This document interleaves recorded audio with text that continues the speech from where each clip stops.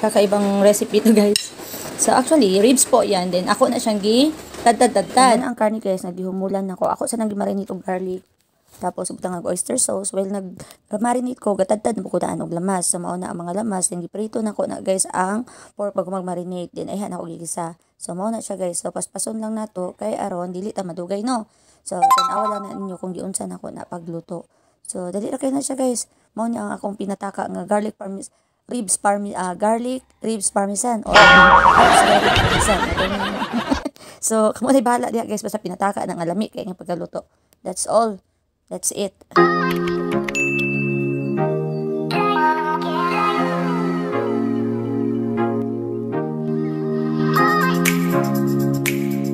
Galing ha?